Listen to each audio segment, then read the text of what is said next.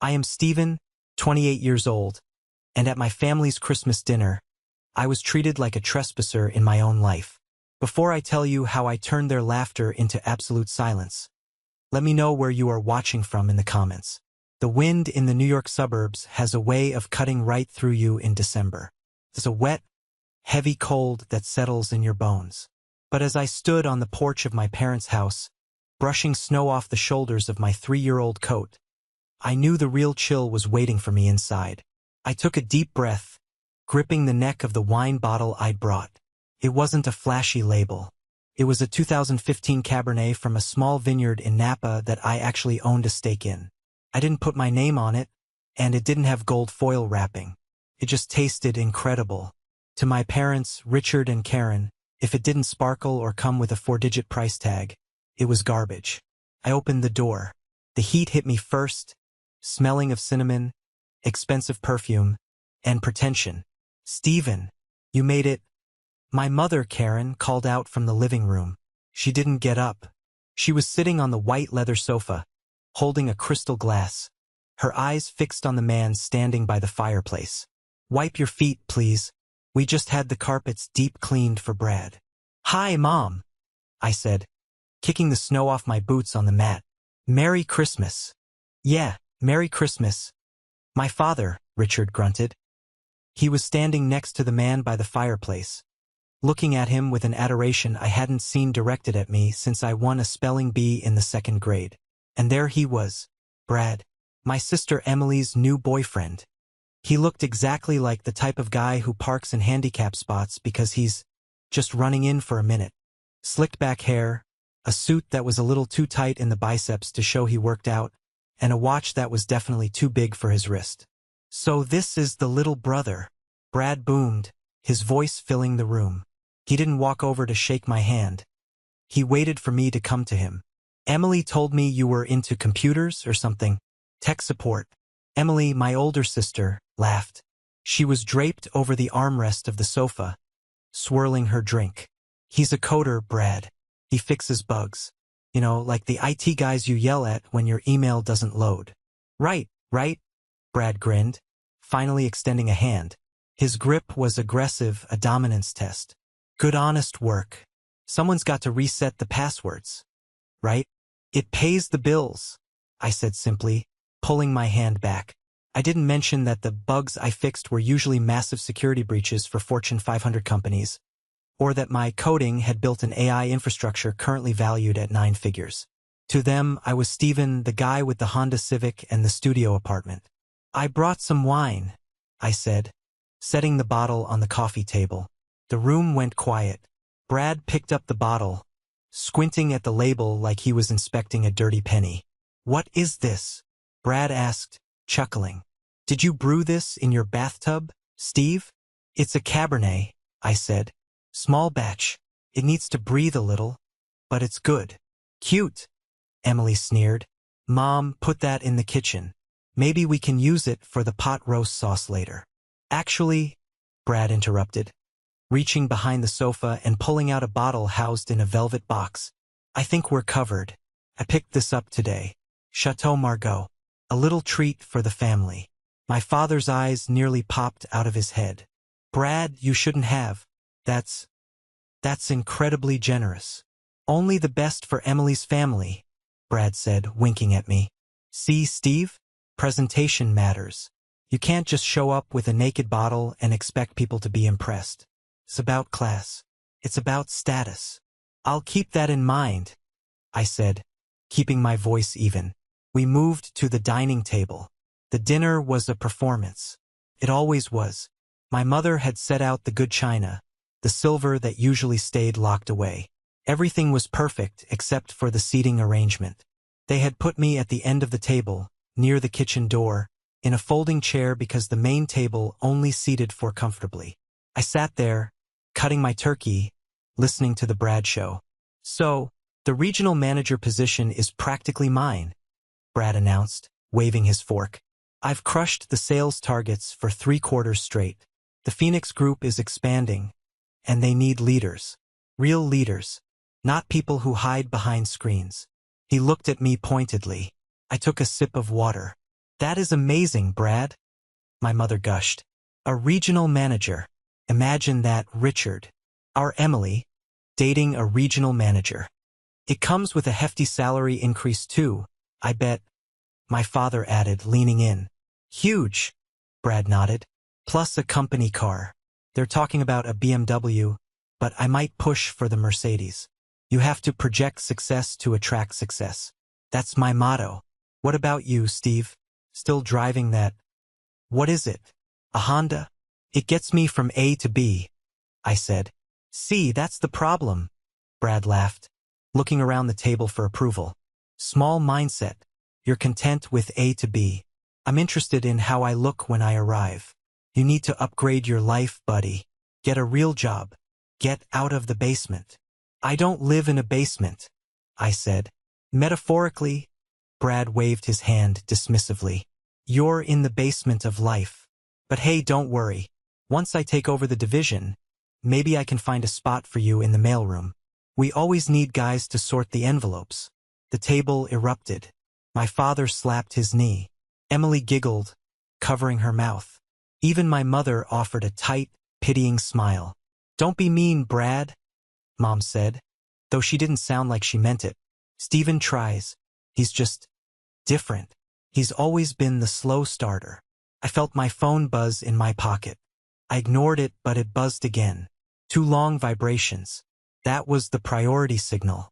Under the table, I slid my phone out. It was a message from Marcus Sterling, the public CEO of my company, the man whose face was on all the magazines so mine didn't have to be. The acquisition is finalized. Papers are signed. You now own 100% of the Phoenix Group. We own them, Stephen. We own it all. I looked up from the phone. Brad was currently explaining to my father how to cheat on his taxes by hiding assets in offshore accounts, calling it smart wealth management. Is everything okay, Stephen? Emily asked sharply. It's rude to be on your phone at dinner, but I guess you wouldn't know much about social etiquette. Just work, I said, slipping the phone back. A strange calmness washed over me. I looked at Brad. I didn't see a bully anymore. I saw an employee.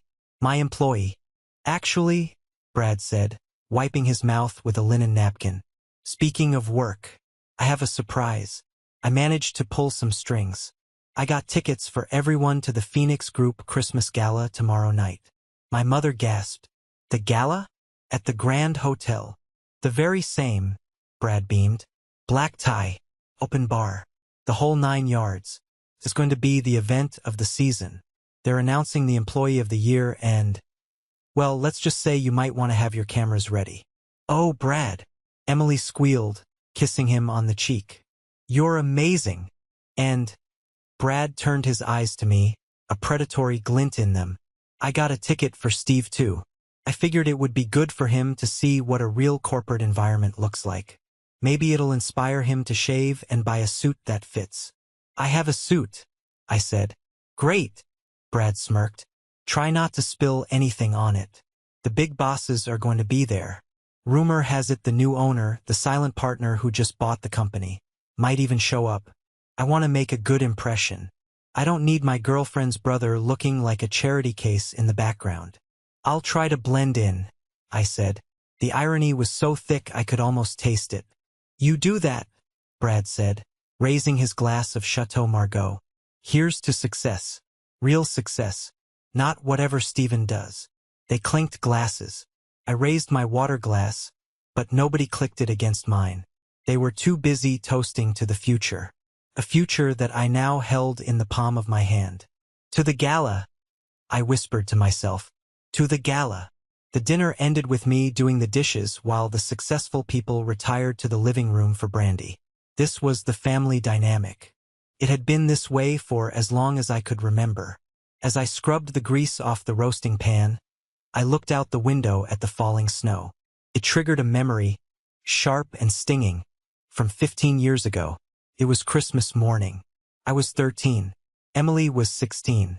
I remembered coming down the stairs, heart pounding, hoping for the one thing I had asked for. A computer kit. A simple Raspberry Pi set so I could learn to build circuits. Cost maybe $50. Under the tree, the piles were uneven. Massively uneven. Emily got a brand new laptop. She got designer boots. She got a car stereo for the car she didn't even have yet. I got socks, a pack of 6, and a gift card to a bookstore that had gone out of business 3 months prior. "We're tight on money this year, Stephen," my dad had said, not looking at me as he helped Emily set up her laptop. "You understand. You're the boy. You need to be tough. Besides, Emily needs this stuff for school. She's going places." "I wanted to learn to code," I had whispered. "Code?" Mom laughed, sipping her morning coffee. "Stephen, be realistic. You're not a genius. You're a worker. You need to learn how to do manual labor. That's where your future is." That night, 15 years ago, I went down to the freezing basement. I didn't cry. I took an old radio apart and put it back together. Then I took the toaster apart. I learned how things worked. I learned that if I wanted anything in this life, I had to build it myself, in the dark where no one was watching. The sound of shattering glass brought me back to the present. "Oops." Emily's voice from the living room. "It's okay. Leave it. Stephen can get it when he's done in there." I dried my hands and walked into the living room. Brad had dropped his glass. Red wine was soaking into the white rug. The one Mom had just paid hundreds to have cleaned. "Sorry about that, buddy." Brad grinned, not looking sorry at all. "Got a little animated telling the story of my biggest sale. Clean that up for me, would you?" My mother didn't yell at him. If I had dropped that glass, I would have been disowned. Instead, she waved her hand. "It's fine, Brad. Accidents happen. Stephen, there's club soda under the sink." I knelt on the floor, scrubbing the stain. From this angle, I could see under the sofa. I saw a small, red envelope that had fallen out of my father's pocket. It had the logo of a mortgage lender on it. I frowned. They had paid off the house years ago. I finished cleaning, stood up, and checked my watch. I should get going. I have work to do. "On Christmas Eve?" Brad scoffed. "See? That's why you're single, Steve. No work-life balance. You're grinding for pennies while I'm making deals in my sleep." "Good night, Mom." "Good night, Dad," I said. "Don't be late tomorrow," Mom warned. "The gala starts at 7. And please, Stephen, try to look presentable. For Emily's sake." I walked out into the cold. I didn't go to my apartment. I drove to my office, a nondescript building in Midtown that housed the central servers for my company. I sat down at my terminal, the blue light of the screens washing over me. This was my sanctuary. This was where I was a god. "System status," I muttered. "Online," the automated voice replied. I typed in a command. "Query personnel, Bradley Miller, Phoenix Group." The screen populated instantly. I started digging. If I was going to fire him, I wanted to know exactly who I was firing. What I found made my stomach turn. Brad wasn't just arrogant. He was a thief. I saw the sales figures he was bragging about. They were inflated. He was booking sales for the next fiscal year as current revenue to trigger his bonuses. That was fraud, plain and simple. But then I saw something worse.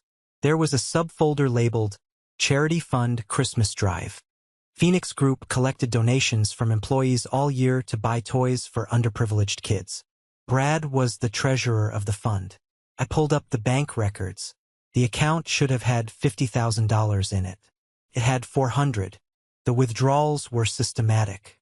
Payments to a leasing company for a BMW. Payments to a high-end jeweler. Payments to a luxury rental agency for tuxedos. He was using the orphan's money to fund his fake lifestyle. He bought that Chateau Margaux with money meant for sick kids. My blood ran cold. This wasn't just about him bullying me anymore. This was a crime. I picked up my phone and called Sarah, my personal lawyer. It was 11 p.m. on Christmas Eve. She answered on the first ring. "Stephen, is everything all right?" "No, Sarah. It's not," I said, my voice shaking with suppressed rage. "I need you to prepare a dossier. Bradley Miller, Regional Sales. I'm sending you the files now. I want everything ready for the gala tomorrow." "You're going to do it at the party?" Sarah asked. "Stephen, that's public. It's brutal. He stole from the charity fund, Sarah. He's stealing from the company. And I paused, looking at the red envelope I had seen under the sofa in my mind. I need you to check public property records for my parents' address. 42 Oak Street. Hold on, Sarah typed in the background. Okay. Here it is. Stephen, there's a new lien on the house. Recorded 3 days ago. How much? $300,000. High-interest short-term loan. Looks like a bridge loan for an investment. I closed my eyes. The conversation I had overheard earlier between Brad and my dad suddenly made sense. Brad had pitched them an investment opportunity, a guaranteed return. He scammed them, I whispered. He convinced my parents to leverage the house my grandmother built, the house that was supposed to be my inheritance, and give him the money. Stephen, if they signed the papers willingly. I know, I said. I can't stop the loan, but I can stop him from spending it. Sarah, I need full custody of the Phoenix Group's financial controls by tomorrow morning, freezing all internal accounts associated with Brad Miller. Done, Sarah said. And Stephen? Yeah. Happy Christmas. It will be, I said, staring at Brad's smiling employee photo on my screen. It really will be. I hung up. I didn't sleep that night. I sat in my office, watching the city lights, feeling the anger refine itself into something sharp and cold. They treated me like a clown. They laughed at my whine. They mocked my life. My parents were willing to sell my future to fund a con man because he looked the part of the son they wanted. Fine. If they wanted a show, I would give them a show. I opened my email and sent one final message to Marcus Sterling. Subject: the gala. Body: prepare the introduction. And have security on standby. I'm driving myself tomorrow. Prepare the phantom. I leaned back in my chair. The ghosts of Christmas past were screaming in my head. The lonely nights, the socks under the tree, the feeling of being invisible. Tomorrow I wouldn't be invisible. Tomorrow I would be the only thing they could see. The next morning, the sky was a bruised purple, heavy with more snow. I spent the morning at a place my family didn't know I frequented.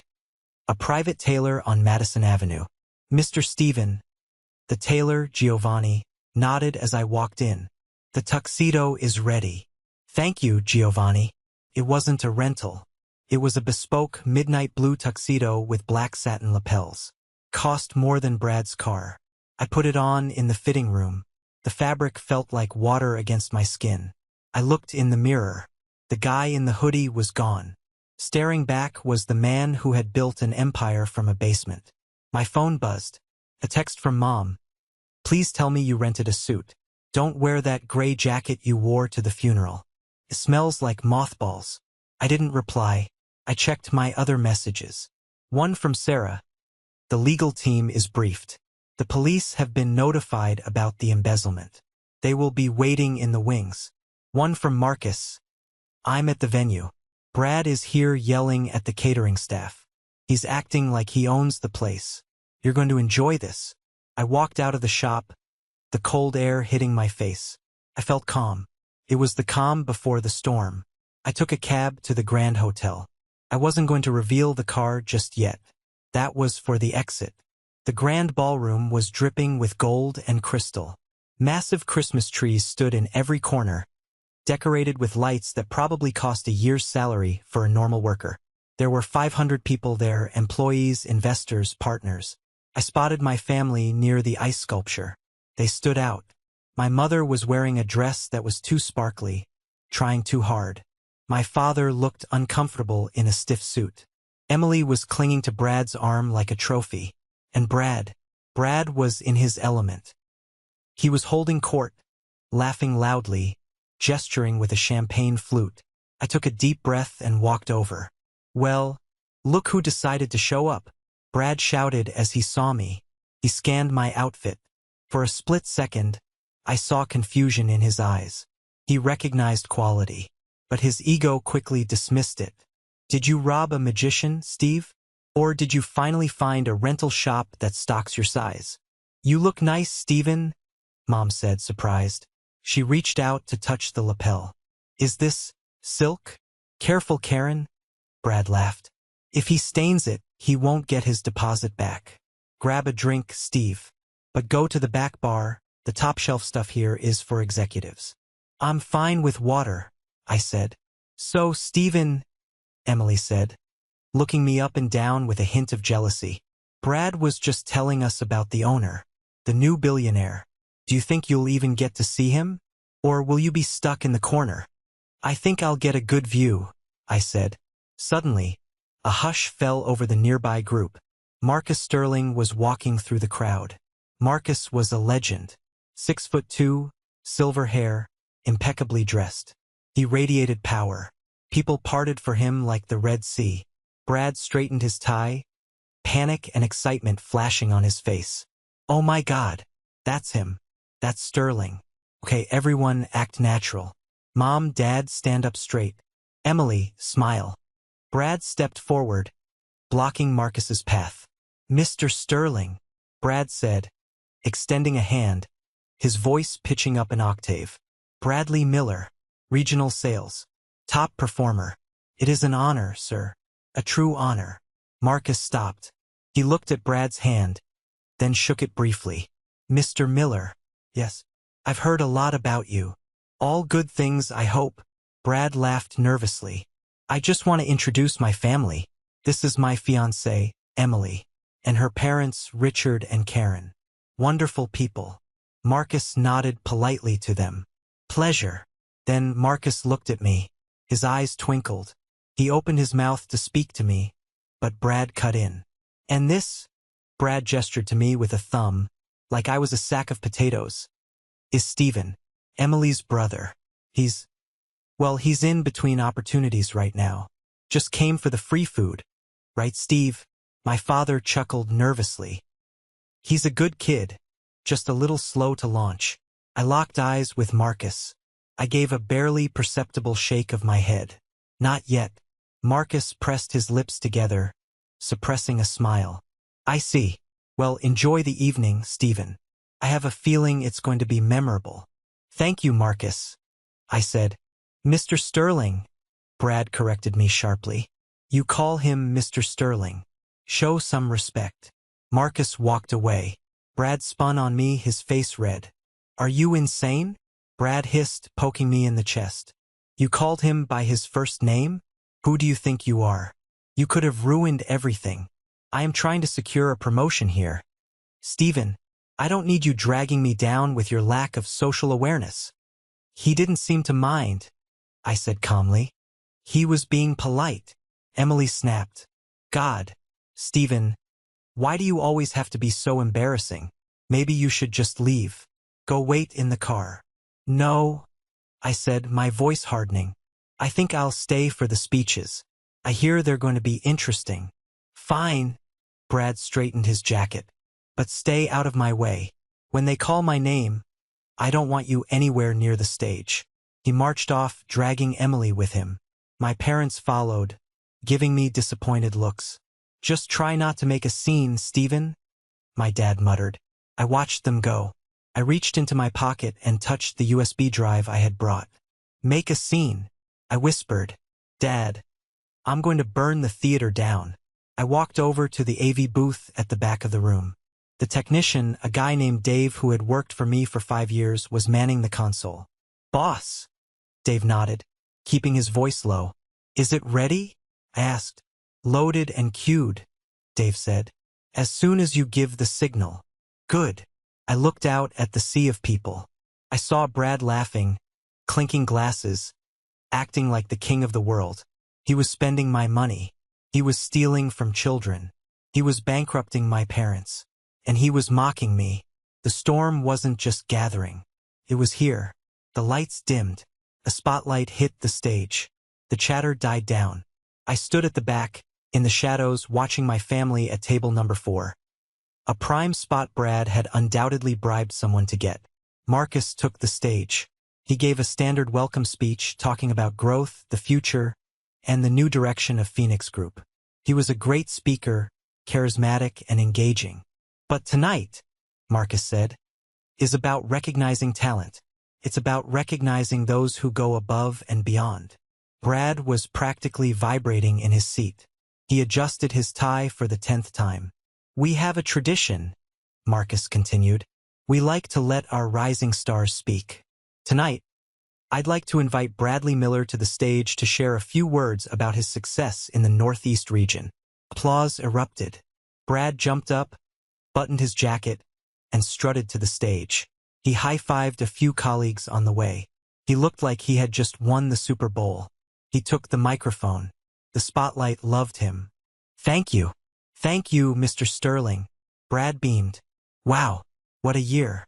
When I look out at this crowd, I see winners. I see people who want it. He paused for dramatic effect. You know, success isn't given. It's taken. You have to be hungry. You have to be smarter than the guy next to you. He started pacing the stage. I brought my family here tonight. Brad pointed to table 4. The spotlight swung to them. My mother waved frantically, looking like she was about to faint from joy. My beautiful fiancée, Emily. My future in-laws. And... He paused, a cruel smirk playing on his lips. He scanned the room until he found me standing in the back. And my future brother-in-law, Steve. Hey, Steve. Give a wave, buddy. The spotlight hit me. I didn't wave. I just stood there, hands in my pockets. Steve's a great guy, Brad chuckled into the mic. But he's a reminder of what happens when you don't have drive, when you settle for mediocrity. Steve brought a $10 bottle of wine to dinner last night and thought it was vintage. The crowd laughed. 500 people laughing at me. But seriously, Brad continued, Steve reminds me why I work so hard, so I don't end up fixing computers in a basement at 30 years old. So I can provide. Success allows you to help the less fortunate. Like Steve. My face burned. Not with shame, but with fury. He was using me as a prop in his comedy routine. My mother was laughing. My father was laughing. Emily was clapping. They were mocking me, publicly, just like they had my whole life. So, Brad raised his glass. Here's to the winners. And here's to the Stevens of the world, for making us look good by comparison. The crowd roared. Brad basked in the applause. Now, I prepared a little presentation on our Q4 numbers. Dave, roll the slides.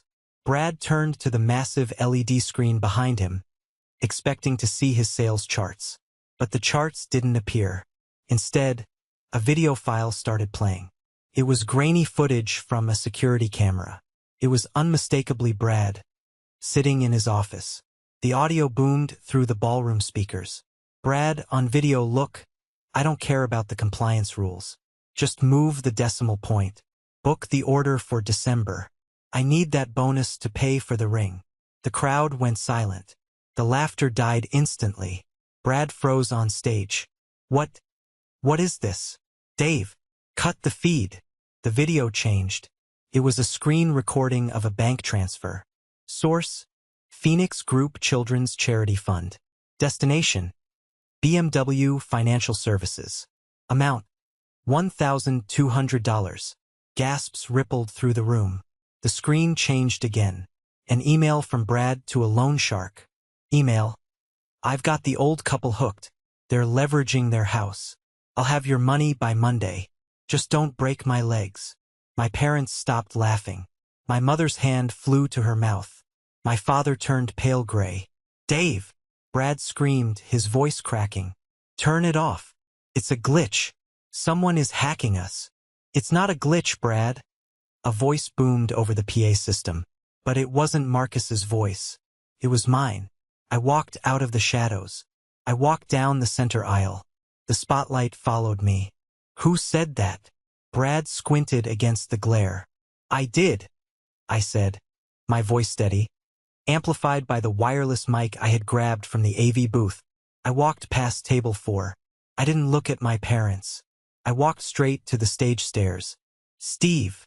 Brad looked confused, sweat starting to bead on his forehead. What are you doing? Get off the stage. Security.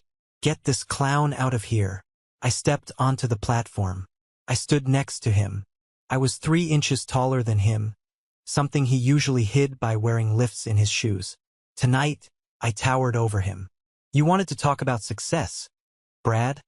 I said into the mic. You wanted to talk about winners and losers.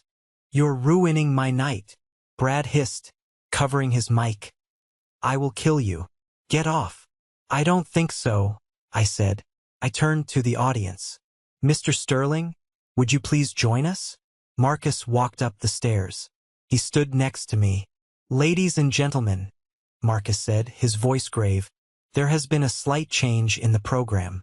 Brad, you were asking about the new owner, the silent partner who bought Phoenix Group. Yes, Brad said desperately. Tell him, Mr. Sterling. Tell this idiot who runs things. Marcus smiled. He put a hand on my shoulder. I'd be happy to, Marcus said. Brad, meet Stephen, the founder and CEO of Aurora Tech, and the sole owner of the Phoenix Group. The silence that followed was heavy enough to crush a man. Brad's mouth opened and closed like a fish out of water. He looked at Marcus. He looked at me. He looked at the giant screen behind us, which now displayed my corporate profile. A photo of me in a suit, under the headline, Tech Mogul acquires Phoenix Group for $400 million. No, Brad whispered. That's impossible. He fixes computers. He drives a Honda. I drive a Honda because I don't need a car to tell me who I am, I said, my voice echoing through the hall. You stole from sick children to rent a BMW, Brad. That's the difference between us. I turned to look at table 4. My parents were standing up now. My father looked like he was having a heart attack. Emily was shaking her head, mouthing the word, no, over and over again.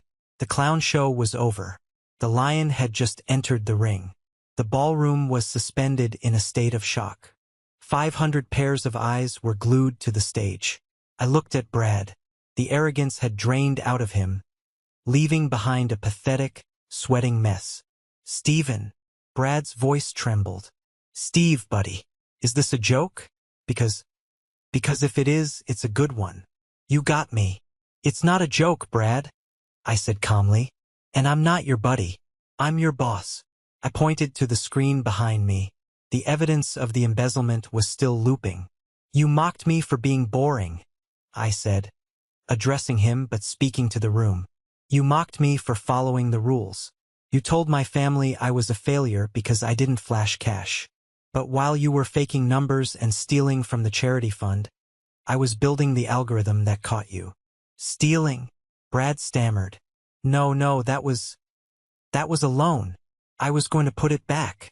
You took $50,000 meant for toys for orphans, I said. My voice dropped an octave, cold as ice. And you spent it on watches and rental cars to impress people you don't even like. I turned to the audience.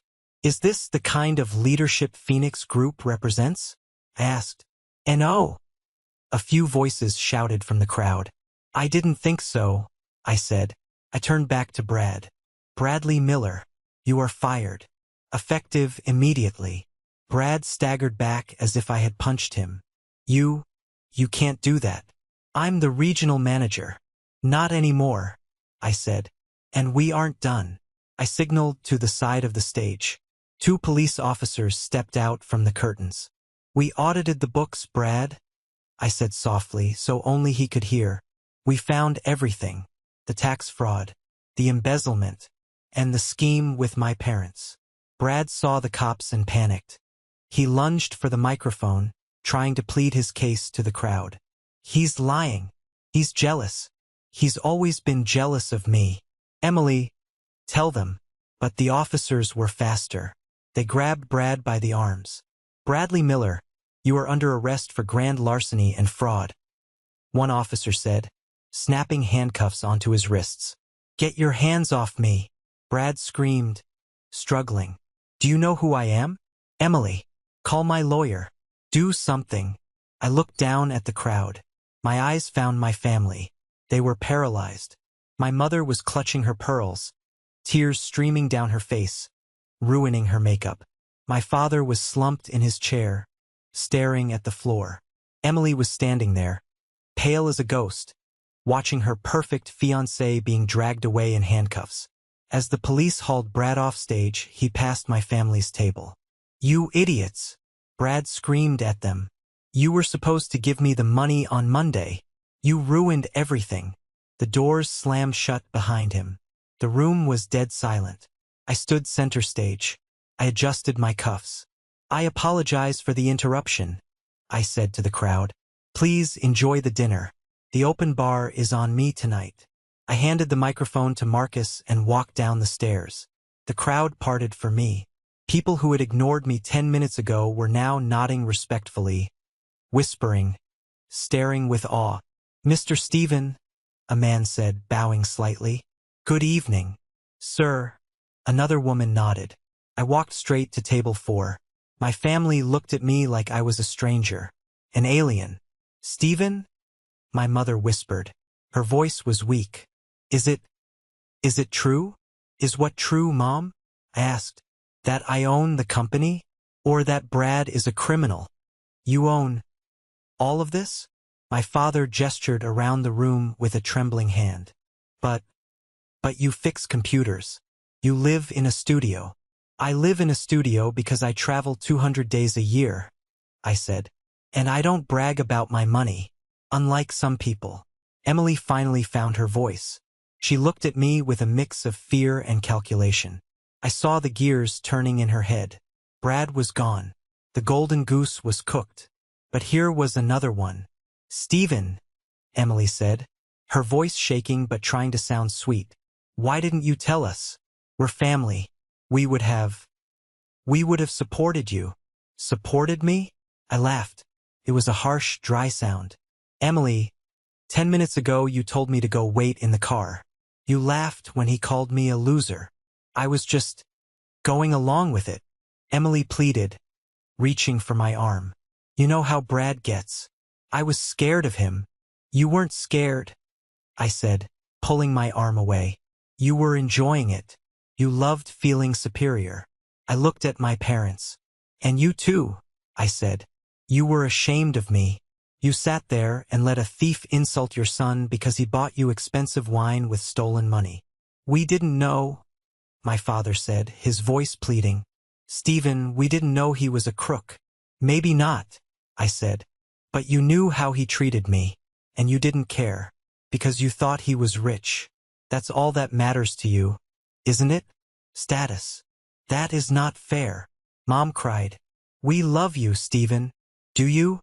I reached into my pocket and pulled out a folded piece of paper. I slammed it onto the table. It rattled the silverware. It was a printout of the lien on the house. "I know about the house, Dad," I said. "I know you leveraged Grandma's house, my inheritance, the one she promised me, to give money to Brad." My father's face went white. "Stephen, it was an investment. For the family." "For the family?" I shook my head. "No. For Ryan. For Emily. Never for me. You were going to sell my future to buy Brad's approval." "We can fix this," Mom sobbed. "Stephen, please. Now that you're successful, maybe you can help us? The loan. The interest rate is very high. If we don't pay it back, we will lose the house," Dad finished, looking at me with hopeful, desperate eyes. "You have millions, Stephen. It's nothing to you. Help your family. Please." I looked at them. I looked at the people who had made me feel small for 28 years. "You're right," I said. "It is nothing to me. Financially." I leaned in close. "But I'm not going to pay it." Their faces fell. "What?" Emily gasped. "I'm not paying Brad's debt," I said. "You signed the papers. You wanted the quick buck. You deal with the consequences." "But we'll be homeless," Mom shrieked. "Stephen, you can't do this to your mother." "You have a regional manager son-in-law," I said coldly. "Maybe he can help you." "Oh wait, he's in jail." I turned around. "Stephen," my father yelled, standing up. "If you walk away now, don't bother coming back for Christmas. You are turning your back on family." I stopped. I didn't turn around. "I didn't turn my back on family, Dad," I said loud enough for the nearby tables to hear. "I never had one." I walked away. I headed for the exit. The air in the ballroom felt lighter. The suffocating weight I had carried since childhood was gone. I had dropped the bomb. I had burned the bridge. And looking back at the flames, I realized something. It was beautiful. The lobby of the Grand Hotel was quiet compared to the chaos inside. I walked out through the revolving doors into the snowy night. The air was crisp and clean. I saw my reflection in the glass. Tuxedo, unbowed, unbroken. A valet was waiting, but not the normal valet. My personal driver, Thomas, was standing next to a car that was definitely not a Honda. It was a Rolls-Royce Phantom, extended wheelbase, in midnight black. It sat there like a beast, commanding respect from every other vehicle in the driveway. Thomas opened the rear door. "Good evening, sir. How was the party?" "Brief," I said, "but productive." As I was about to get in, the hotel doors burst open behind me. It was Emily. She had run out without her coat, shivering in her strapless dress. "Stephen, wait!" she screamed. I paused 1 foot in the car. She ran down the steps, her high heels slipping on the ice. She looked frantic. Her mascara was running. "Stephen, please," she panted, grabbing the door handle of the Rolls-Royce. Her eyes widened when she saw the interior, the lambswool mats, the starlight headliner. "My God! Is this yours?" "Let go of the door, Emily," I said. "Stephen, you can't leave us like this," she cried, her teeth chattering. "Dad is having a panic attack. Mom is hysterical. The police are asking us questions about Brad's money. They think we were accomplices." "Were you?" I asked. "No, of course not. We were victims too." She grabbed my lapel. "Stephen, you have to get us a lawyer. A good one. The company lawyers won't talk to us. You own the company. Tell them to help us." "Why would I do that?" I asked. "Because we're blood," she screamed. And I have custody of your niece. Do you want Lily to see her mother go to jail? Or be homeless? Using her daughter. A classic Emily move. "Lily is innocent," I said. "And don't worry, I've already set up a college fund for her. A trust. You can't touch it. Only she can when she turns 18. Emily blinked. You did." "Yes, because I'm not a monster," I said. "But you and Brad, you're on your own." "But the house," she whimpered. "Brad gambled away the loan money. If we don't pay the bank by Monday, they foreclose. Mom and Dad will be on the street. They're old, Stephen. They should have thought about that before they bet the farm on a con man," I said. "Maybe they can rent a basement apartment. I hear they think basements are good enough for family." "You bastard," she hissed, her sadness turning back to anger. "You planned this. You let us humiliate ourselves. You knew all along." "I gave you a chance," I said softly. "Last night. Dinner. I waited for one kind word. One defense. One thank you for the wine. If any of you had treated me like a human being, I would have written a check to cover Brad's mess tonight. I would have saved you." Emily froze. The realization hit her. It wasn't my cruelty that doomed them. It was theirs. "But you didn't," I said. "You laughed." I stepped into the car. "Stephen." "No." She banged on the window. "Stephen." Thomas closed the door. The sound was a solid, heavy thud that shut out the world. "Drive, Thomas," I said. The Rolls-Royce glided away from the curb. I looked out the tinted window. I saw Emily shrinking in the distance, a small, shivering figure in the snow, screaming at taillights. My phone buzzed. A text from Dad. "We are your parents. You owe us." I blocked the number. Then a text from Mom. "Please, I'm sorry. We can start over." I blocked the number. Then a text from Sarah. "Police have Brad in custody. He's singing like a canary. He's trying to pin the fraud on your father, saying Richard was the mastermind behind the loan scheme." I typed back, "Let justice take its course. If they are innocent, they'll be fine. If they were greedy, well." I leaned back into the leather seat. I poured myself a glass of champagne from the car's cooler. It was the same brand Brad had bragged about, Chateau Margaux. I took a sip. Tasted good. But honestly, the bottle I had brought to dinner tasted better. I was alone. But for the first time in my life, I wasn't lonely. I was free. The interior of a Rolls-Royce Phantom is designed to do one thing: separate you from the world outside. As Thomas navigated the car away from the Grand Hotel, the screaming face of my sister and the chaos of the gala faded into the snowy night. The silence inside the cabin was absolute, save for the soft hum of the tires on the fresh powder. I leaned my head back against the leather headrest. My heart was still hammering against my ribs, a stark contrast to the calm exterior I had presented on stage. It wasn't the adrenaline of fear anymore. It was the adrenaline of severance. It felt like I had just amputated a limb that had been gangrenous for 20 years. It hurt, but I knew it was the only way to survive. "Where to, sir?" Thomas asked, his eyes meeting mine in the rearview mirror. "Just drive, Thomas," I said, staring out at the blurred city lights. "Take the long way home. I need to think." My phone was still buzzing incessantly on the seat beside me. I picked it up, not to answer but to silence it completely. I saw missed calls from numbers I had known my whole life, but which now felt like they belonged to strangers. There was a voicemail from my father. I shouldn't have listened to it, but curiosity is a dangerous thing. I pressed play. "Stephen, you ungrateful. How could you? The police are here. They're taking statements. They think we knew about the embezzlement. You have to come back here and tell them we're innocent. You have the best lawyer in the city on your payroll. Send her back. If we lose the house because of this investigation, it's on your head. Do you hear me? It's on your head." He didn't ask how I was.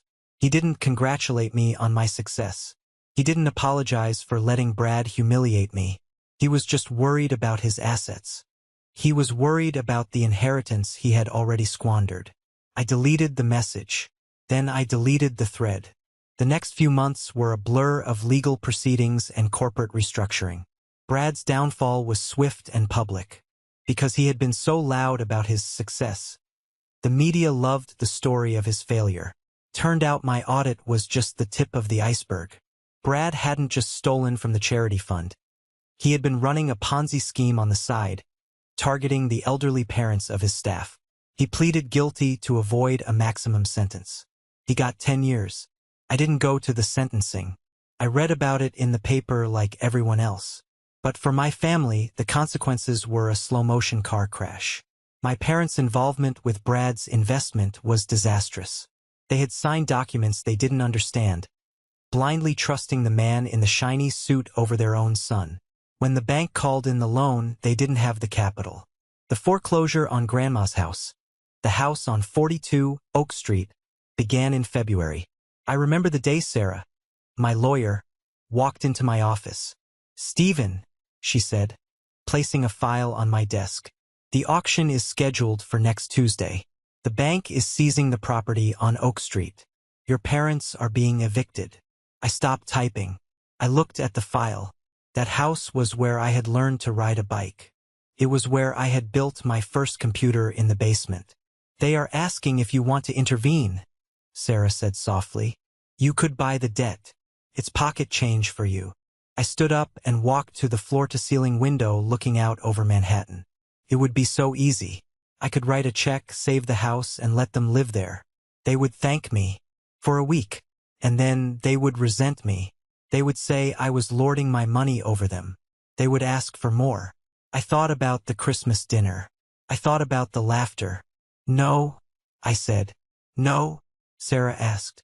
"If I save them, they will never learn," I said. "They bet the house on a lie because they were greedy for status. Let them lose the status. Maybe then they'll find some humility."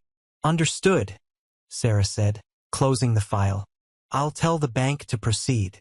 My parents lost the house. They had to sell most of their furniture to pay for a moving truck.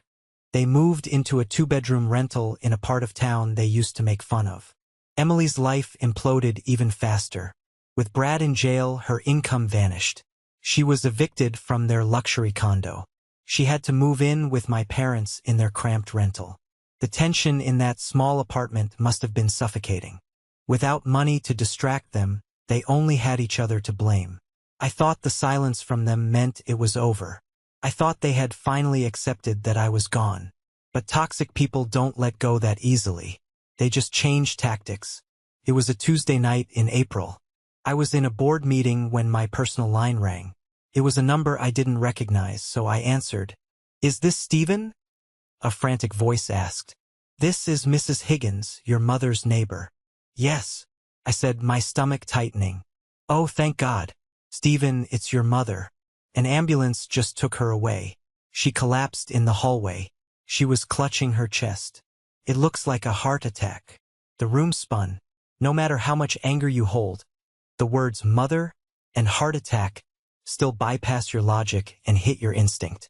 "Which hospital?" I asked, already signaling my assistant to cancel the meeting. "St. Jude's," the neighbor said. "Please hurry." It looked bad. I ran. I didn't take the Rolls-Royce. I took the first taxi I could find. On the ride over, the guilt hit me like a physical blow. Was this my fault? Did the stress of the eviction kill her? Was I a murderer? I rushed into the emergency room. I found the reception desk. "Karen? My mother, Karen?" I stammered. "She was just brought in. Room 402, the nurse said. "She's stable." I sprinted to the elevator.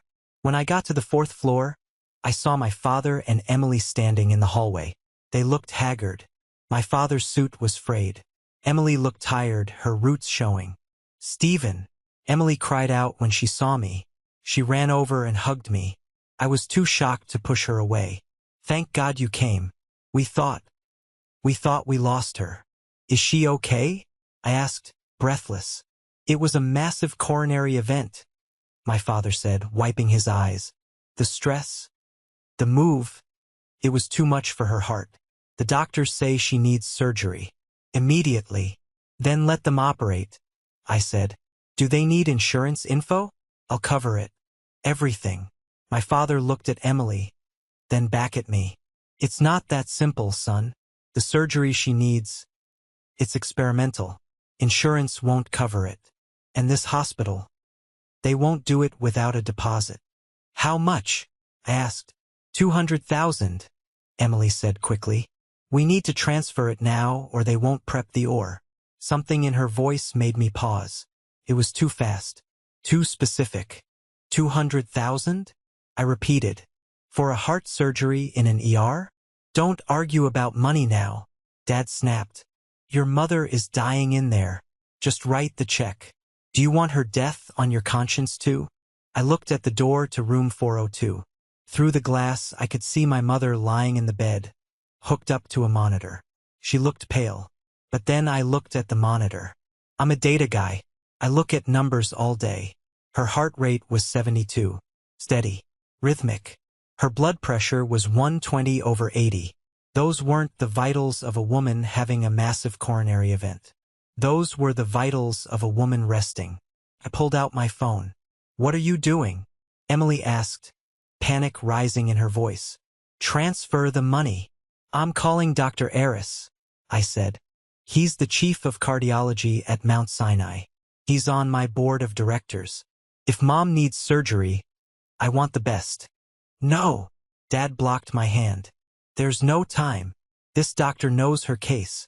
Just give us the money." "Stephen, why do you have to control everything?" "Get out of my way," I said, pushing past him.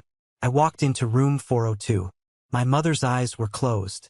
She was breathing heavily, making a wheezing sound. "Mom," I said. She opened one eye, saw me, and immediately started gasping. "Stephen, my boy, you came. I knew you would. I'm so cold." "I'm here, Mom," I said. I looked at the chart hanging at the foot of the bed. I read the admission notes. Patient complaint, chest pain, anxiety, diagnosis, panic attack, no cardiac enzymes elevated, EKG normal, discharge plan, send home with anti-anxiety medication. There was no heart attack. There was no surgery. They had staged it. They used the neighbor to call me to make it real. They knew I would come running. They knew guilt was the only lever they had left to pull. I felt the anger drain out of me, replaced by a profound, Hollow sadness. This was it. This was the bottom. You can stop acting, Mom, I said quietly. She kept gasping. What do you mean? My chest. I read the chart, I said, holding it up. Panic attack. Normal EKG. You're being discharged. The wheezing stopped instantly. She sat up, the dying woman act vanishing in a second. My father and Emily burst into the room behind me. Stephen, don't read that, Emily yelled. It was a panic attack caused by your abandonment, Dad shouted, trying to salvage the narrative. She's sick with worry. She needs that money for recovery, for a nursing home. We can't live in that dump anymore. So you lied, I said. You faked a heart attack to get $200,000 out of me. It's our money, Mom screamed, her face twisting into ugly entitlement. We raised you. We fed you. You are a billionaire and you let your parents live like rats. You owe us. I owe you nothing, I said. We are your family, Emily cried. Look at us. We have nothing. I can't even afford a lawyer for my divorce from Brad. He left me with nothing but debt. You have your health, I said, and you have each other. That's more than I had growing up. I walked to the door. If you walk out that door, my father threatened, pointing a shaking finger at me, I will go to the press. I will tell them you abandoned your dying mother. I will ruin your reputation. I turned back one last time. Go ahead, I said. Tell them everything. But make sure you show them the medical charts too. Because if you slander me, Dad, I won't just fire you. I will sue you for every penny you don't have. I looked at my mother, who was now sitting cross-legged on the hospital bed, glaring at me with pure hatred. Goodbye, Karen, I said. I hope the anxiety medication helps. I walked out of the hospital. I walked past the reception desk. Sir? The nurse called out. Are you family? I paused. No, I said. I'm just an acquaintance. I stepped out into the night air. It was spring now. The snow was gone. The air smelled of rain and new life. I took a deep breath. The cord was cut. The last manipulation had failed. They were gone. And I was still here. The fireplace in my penthouse crackled, casting a warm, golden glow over the room. Outside, the New York skyline twinkled, a million lights representing a million stories.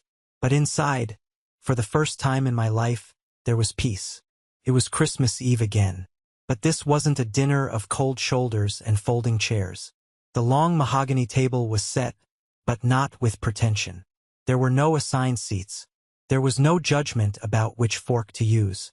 Hey, Uncle Ben, I called out toward the kitchen. You verify the turkey temp? Uncle Ben walked out, wearing a Kiss the Cook apron over his flannel shirt. He was holding a glass of the same Napa Cabernet I had brought to that disastrous dinner a year ago. Internal temp is perfect, kiddo, Ben grinned. Unlike your dad's roasts, which were always dry as a bone. We both laughed. Ben had been estranged from the family for years because he was unsuccessful. A carpenter who worked with his hands. Now, he was the head of facilities for my company. He was happier than I'd ever seen him. Dinner is served, called out Sarah. My lawyer, my bulldog, and now my trusted friend. She walked in carrying a massive bowl of mashed potatoes. Marcus Sterling was there too, sitting on the sofa playing Mario Kart with my niece, Lily. Yes, Lily was here.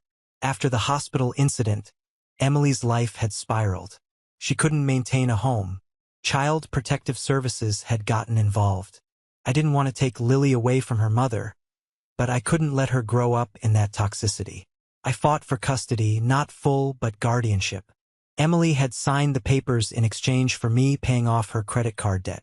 She chose the money over her daughter. Again. Uncle Steve, Lily yelled. Mr. Marcus is cheating. He used a blue shell. It's a strategic asset, Lily, Marcus laughed. Business 101. I looked around the room. This was my constellation. Uncle Ben, the outcast. Sarah, the defender. Marcus, the mentor. Lily, the future. This was my family. Not by blood, but by bond. Not by obligation, but by choice. We sat down to eat. The conversation was loud, messy, and real. No one bragged about salaries. No one compared job titles. We talked about ideas. We talked about movies. We talked about life. "I have a toast," Uncle Ben said, standing up and tapping his glass. The table quieted down. "To Stephen," Ben said, looking at me with misty eyes. "For a long time this family, the old family, they made us feel like we were broken pieces, like we didn't fit the puzzle. But you showed us that we didn't need to fit their puzzle. We could build our own." "Here, here." Marcus raised his glass. I looked at my wine. I thought about where I was a year ago, standing in the snow, holding a bottle of wine like a weapon, bracing myself for impact. I had spent so much of my life waiting for an inheritance. Not of money, but of love. I thought if I worked hard enough, if I was successful enough, they would finally give it to me. But that's the trap. You can't earn love from people who are bankrupt of it. My parents and Emily were still out there somewhere. I heard rumors. Dad was working as a greeter at a department store. Emily was bouncing between boyfriends. They were still miserable. They were still blaming me. But their voices couldn't reach me up here. I looked at Lily. She was laughing at a joke Sarah made, her face covered in gravy. She was safe. Her college fund was secure. She would never have to wonder if she was worth more than a designer handbag. I stood up and walked to the window. Below me, the city was celebrating. Somewhere out there, someone was sitting at a dinner table feeling small. Someone was being mocked. Someone was being told they weren't enough. I wanted to tell them something. I turned back to the camera, to you, the audience who has been with me on this ride. We are taught that family is everything. That blood is thicker than water. That you have to forgive no matter how much it hurts. But sometimes the most loving thing you can do for yourself is to walk away. You don't have to set yourself on fire to keep other people warm. I looked back at my table. My real family. "Hey, Stephen," Ben called out. "Stop being dramatic and come eat. The stuffing is getting cold." "Coming," I said. I smiled. A real smile. If you are currently sitting at a table where you don't feel respected, if you are being treated like a clown in your own life, remember this story. Remember that you can drive away. You can build your own table. And the food tastes a hell of a lot better when you pay for it yourself. I'm Stephen. And this was my victory. If you made it this far, thank you. You are part of my circle now. Do me a favor. If you believe that respect is earned, not given, hit that like button. And if you've ever had to cut off a toxic family member to save your own soul, type freedom in the comments below. Let's show the world that we are not alone. Merry Christmas, everyone, and to all a good day.